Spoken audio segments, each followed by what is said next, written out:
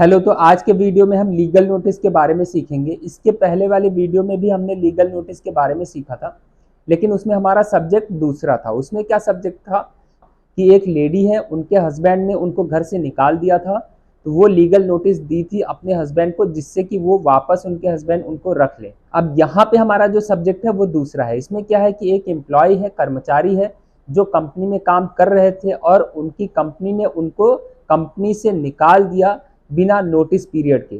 तो notice period क्या होता है कि जब भी आप किसी कंपनी में जॉब करेंगे तो उसमें होता है कि 2 महीने या 3 महीने जो भी टाइम हो, जब भी आप कंपनी छोड़ेंगे तो 3 महीने के पहले आप कंपनी को सूचना देंगे कि हम कंपनी छोड़ रहे हैं, जिससे कि वो किसी और को खोज सके उस काम को करने के लिए, किसी और कर्मचारी को खोज सके वो जॉब देने के लिए। और अगर कंपनी आपको निकालेगी तो वो भी आपको पहले सूचना देंगे 3 महीने पहले कि आप कोई और जॉब खोज लीजिए जिससे उस टाइम के अंदर, तो फिर वो आपको निकालेंगे। तो यहाँ पे ये है कि कंपनी ने बिना नोटिस पीरियड के हमारे जो क्लाइंट है उनको कंपनी से निकाल दिया, तो वो हमारे पास आए हैं, हम उनका लीगल नोटिस तैयार करके कंपनी को भेजेंगे। जब वो हमारे पास आएंगे तो सबसे पहले हम क्या पूछेंगे? सबसे पहले उनका नाम, son of resident of, first party का नाम, सन ऑफ रेजिडेंट ऑफ, उनकी डिटेल हमने पूछी। अब यहाँ पे किसको भेजना है? कंपनी को भेजना है, तो हम कंपनी का नाम पूछेंगे, कंपनी का नाम, और कंपनी में किसको भेजेंगे? उनका नाम, और फिर रेजिडेंट ऑफ जो कंपनी का एड्रेस है, वहाँ का पिन कोड, मोबाइल नंबर जिनको भेजना है। अब जब कंपनी की डिटेल पूछेंगे तो क्या कंपनी का नाम पूछेंगे और to which authority legal notice has to be sent, किसको लीगल नोटिस भेजा जाना है। तो उसने बताया कि जो मैनेजिंग डायरेक्टर है उनको भेजा जाना है। तो यहाँ पे कंपनी का name through its managing director, और जो भी नाम है उनका वो, और फिर रेजिडेंट ऑफ कंपनी का पिन कोड और मोबाइल नंबर उनका, ये सभी लिखा जाएगा। तो दोनों की डिटेल्स हो गई। उसके बाद हम उससे पूछेंगे उसके जॉब के बारे में। क्या पूछेंगे? When my client was appointed in the company and on which post and other details. तो हम उससे पूछेंगे कि कब आपको कंपनी में अपॉइंट किया गया था, किस पोस्ट पे अपॉइंट किया गया था, और भी जो भी डिटेल्स है वो सभी हम उससे पूछेंगे। तो उसने हमें बताया कि फला डेट को हमको कंपनी में अपॉइंट किया गया, और किस पोस्ट पे? मैनेजर, डेप्यूटी मैनेजर के पोस्ट पे हमको अपॉइंट किया गया। और भी जो डिटेल्स है, जैसे उसने मुझे बताया कि उसका एम्प्लॉय कोड ये था, तो जो भी डिटेल्स है वो सभी हमने पूछ लिया। उसके बाद हम दूसरा क्वेश्चन उससे क्या पूछेंगे? When my client was fired from the job and what was illegality. तो यहाँ पे हम उसको पूछेंगे कि कब तुमको कंपनी से हटा दिया गया जॉब से, और जो उन्होंने हटाते टाइम इलीगैलिटी को फॉलो किया था वो क्या था। तो उसने मुझे बताया कि हमको फला डेट को जॉब से हटा दिया गया, और जो इलीगल प्रोसेस था उनका वो क्या था कि एक सर्कुलर उन्होंने इशू किया था फला डेट को। उसमें ये था कि जब भी हटाया जाएगा किसी एम्प्लॉय को तो 3 महीने पहले उसको सूचना दी जाएगी। उसको उन्होंने फॉलो नहीं किया, तो हमने उसको नोट कर लिया। आगे हमने उससे क्या पूछा? व्हाट इज द ग्रीवांस, आपका ग्रीवांस क्या है of my client, and how he is entitled for that, आपका ग्रीवांस क्या है और आप उसके लिए इंटाइटल कैसे हैं, कैसे आपको वो मिलेगा।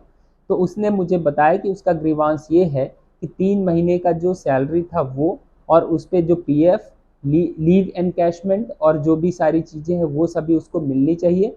और उसको मंथ के बीच में 15 तारीख को, 15 सितंबर 2023 को उसको जॉब से हटा दिया गया। तो जो 15 दिन का वो था उस महीने का, वो भी उसको सैलरी वगैरह मिले, प्लस 3 महीने का जो नोटिस पीरियड है वो सब उसको मिले। कैसे वो इंटाइटल्ड है? क्योंकि वो सर्कुलर, एचआर सर्कुलर इशू किया गया था, उसमें ये सब लिखा था कि 3 महीने पहले सूचना दी जाएगी, तो उसके बेसिस पे वो इंटाइटल्ड है। ये सभी उसने हमें आंसर दिया। तो हमने ये सभी क्वेश्चंस पूछ करके उसके आंसर वगैरह लिखे। अब हम लीगल नोटिस तैयार करेंगे। सबसे पहले क्या लिखेंगे? पार्टी डिटेल्स और अपने बारे में कि हम एडवोकेट हैं, हमको ऑथराइज किया है, ये सभी लिखा जाएगा। तो यहाँ पे देखिए सबसे पहले हमारा letter pad, Vinay Mishra advocate, advocate roll so and so, chamber so and so, mobile number so and so, email ID भी लिखेंगे, ऑफिस कहाँ पे, ये सभी हमने लिखा। फिर हमारा ये लेटर पैड बन गया। फिर लीगल नोटिस, ये हेडिंग डाल के legal notice on behalf of Manish Singraur son of Chandrashekhar Singraur resident of XYZ district Prayagraj pin code XYZ so and so. Through किसके द्वारा, फिर हम अपना नाम लिखेंगे, Vinay Mishra advocate high court Allahabad office so and so near Hanuman Mandir high court Allahabad mobile number so and so. ये सब हमने लिख दिया। अब किसको भेजा जाना है, to XYZ private limited company resident of so and so district Prayagraj pin number so and so through its managing director Shri Manav Sharma. जो हमने कंपनी में पूछा था कि किसको कंपनी में भेजना है, तो यहाँ पे उनका लिखेंगे, through its managing director Shri Manav Sharma. फिर हम अपने बारे में लिखेंगे कि हमको ऑथराइज कर दिया गया है, I Vinay Mishra advocate high court Allahabad has been authorized by my client Manish Singraur son of so and so resident of so and so to send you the legal notice which is as under, कि हमको authorise किया गया है legal notice भेजने के लिए आपको, जो कि नीचे हमने लिखे हैं सब डिटेल्स। तो ये सब हमने उसमें डिटेल्स, पार्टी डिटेल्स अपने बारे में कि हमको ऑथराइज किया है, ये सभी फॉर्मेट में लिख दिया। अब लीगल नोटिस में क्या क्या लिखना है, तो सबसे पहला क्वेश्चन हमने उसको क्या पूछा था, when my client was appointed in the company on which post and other details, कब उसको कंपनी में अपॉइंट किया गया था, किस डेट को, किस पोस्ट पे, और भी जो डिटेल्स है इसके बारे में पहले क्वेश्चन के बारे में हमने 2 पैराग्राफ में लिख दिया, that the XYZ private limited company resident of so and so Prayagraj pin number so and so had appointed my client on the post of deputy manager in Prayagraj on 12/12/2021 and employee code of my client is 222, that the entire service record of my client was unblemished। तो यहाँ पे पहले question के बारे में हमने 2 paragraph में लिख दिया। अब आता है हमारा दूसरा क्वेश्चन, ये क्या है, when my client was fired from job and what was illegality, कब हमारे क्लाइंट को जॉब से हटाया गया था और क्या इलीगैलिटी थी उसमें, इसके बारे में हम कितने पैराग्राफ में लिखे, देखिए इसके बारे में हमने 2 पैराग्राफ में लिखा, that my client Manish Singraur son of Chanda Shekhar Singraur resident of so and so district Prayagraj pin number so and so was working as deputy manager in Prayagraj and have always been a disciplined employee of your company, even then my client was fired on 15/9/2023 without assigning any reason and without following the circular issued by you on 15/3/2023। ये हमने लिखा कि आपने circular को follow नहीं किया, हमको 15/3/2023 को हटा दिया, हम आपकी कंपनी में डिप्टी मैनेजर थे, ये सभी हमने लिखा। उसके बाद हमने सर्कुलर के बारे में भी लिख दिया कि हमने उसको यहाँ पे लगा दिया, the photo copy of the set circular dated 15/3/2023 issued by you is enclosed with the instant legal notice. दूसरे पैराग्राफ में उसी क्वेश्चन के बारे में हमने क्या लिखा है, that as per HR circular my client was ready to serve the period of notice that is of 3 months, but you denied the same, saying that the same is not material and you fired my client on the same date, that is on 15/9/2023। फिर हमने वही बताया कि HR circular में जो बातें लिखी है उसके अकॉर्डिंग हमें 3 महीने का नोटिस पीरियड होता है, आपको बताना चाहिए, लेकिन आपने बताया नहीं और आपने हमें 15/9/2023 को ही जॉब से हटा दिया। अगला क्वेश्चन हमारा क्या है, What is the grievance of my client and how he is entitled for that। अब इसके बारे में हमने आगे पैराग्राफ में लिखा है, that my client was permanent employee in your concern from 12/12/2021 and as such my client is entitled for the amount of salary of notice period of 3 months।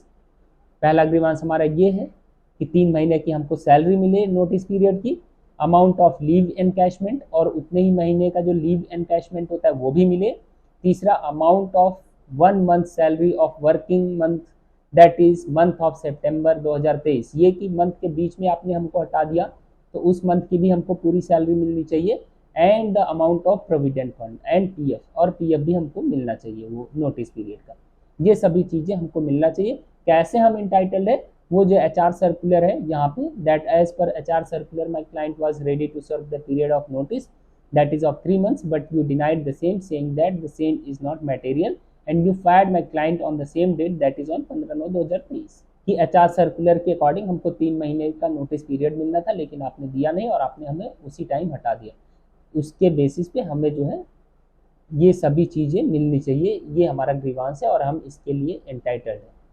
फिर हमने ये आगे सब लिख दिया, Therefore, you are hereby given this legal notice for payment of the amount of notice period of 3 months, amount of leave encashment, वो सभी जो हमारे ग्रीवांस है, PF, वो सभी लिख दिया। Within 1 month from the receipt of this legal notice, 1 महीने के अंदर जब आपको लीगल नोटिस मिलता है उस डेट से। Otherwise my client aforesaid shall be constrained to file case against you in the court having competent jurisdiction, and you will be liable for all expenses including the legal fee of rupees 16,000 of the legal notice। कि आप 1 महीने के अंदर जैसे ही आपको legal notice मिलता है उस डेट से 1 महीने के अंदर आप सभी दे दीजिए हमें ये सभी जो हमारे ग्रीवांस है, नहीं तो हमारा क्लाइंट विवश हो जाएगा आपके खिलाफ केस फाइल करने के लिए कॉम्पिटेंट कोर्ट के सामने, और आपको सारे खर्चे देने पड़ेंगे इंक्लूडिंग 16,000 रुपये जो लीगल नोटिस की फीस होगी वो भी। उसके बाद ये एडवोकेट की डिटेल्स वगैरह, और जो कॉपी आप लगा रहे हैं HR सर्कुलर उसके बारे में, copy of HR circular dated 15/3/2023 has also been attached with the legal notice. ये सब लिख करके फिर आप लीगल नोटिस आपकी तैयार हो गई, आप भेज सकते हैं। तो आप लीगल नोटिस जो है अगर किसी कंपनी को भेजना चाहते हैं एम्प्लॉय के बिहाफ पे, तो आप इस तरह से लीगल नोटिस भेज सकते हैं। ये सभी क्वेश्चंस आप पूछिए अपने क्लाइंट से, और भी कुछ अगर आपको लग रहा है तो वो सब पूछ करके। मेन है आपके ग्रीवांस वो अच्छे से लिखे होने चाहिए, और how you are entitled for that, कैसे आप उसके लिए इंटाइटल्ड है, ये सभी अच्छे से लिखे होने चाहिए। फिर आपका लीगल नोटिस तैयार हो जाता है। Thank you.